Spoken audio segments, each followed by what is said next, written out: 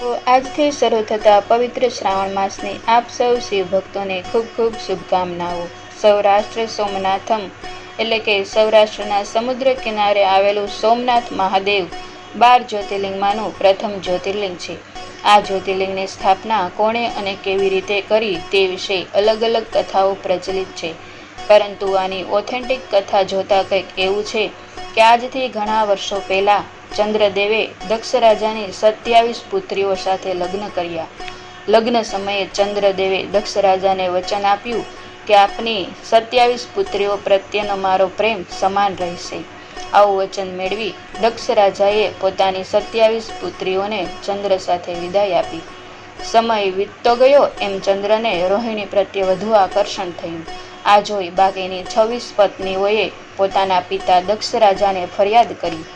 આથી દક્ષ રાજા ચંદ્રને બોલાવ્યા અને પૂછ્યું કે આવું કેમ થયું। ત્યારે ચંદ્રદેવ કહે છે કે એમાં મારો કોઈ વાંક નથી, કારણ કે બાકીની 26 કરતાં રોહિણી મને વધુ સમજે છે, મારા કાર્યને વધુ સમજે છે। આથી અનાયસ જ મારો પ્રેમ રોહિણી પ્રત્યે વધુ છે।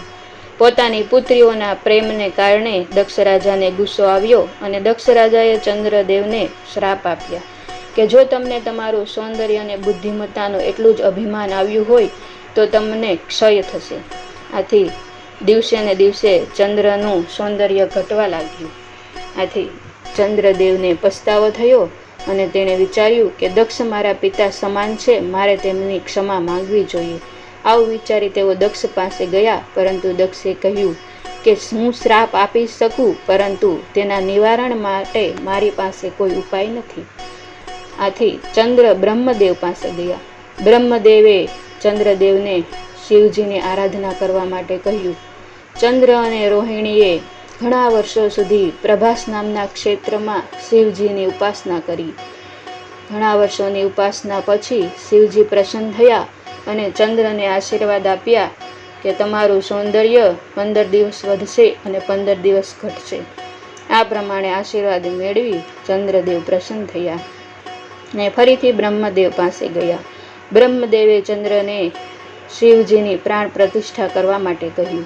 આથી ચંદ્રદેવે પ્રભાસ નામના ક્ષેત્રમાં શિવજીની પ્રાણ પ્રતિષ્ઠા કરી। ચંદ્ર એટલે કે સોમ અને સોમનો નાથ, ચંદ્રનો નાથ એટલે કે સોમનાથ। આથી સોમનાથ મહાદેવ તરીકે ઓળખાયા। સોમનાથ મહાદેવ પ્રત્યે આપણને પણ અલગ જ ભાવ જાગે છે। આપણને જ નહીં, પરંતુ ભગવાન શ્રી કૃષ્ણને પણ આ વિસ્તાર પ્રત્યે અલગ જ ભાવ છે। આથી ભગવાન શ્રી કૃષ્ણએ પણ પોતાનો દેહોત્સર્ગ માટે આ જ વિસ્તારને પસંદ કર્યું અને તેમણે ત્યાં જઈ દેહોત્સર્ગ કર્યો અને તે આજે ભાલકા તીર્થ તરીકે ઓળખાય છે। તો મિત્રો, કેવી લાગી તમને માહિતી? કોમેન્ટ કરી જરૂર જણાવજો। હર હર મહાદેવ।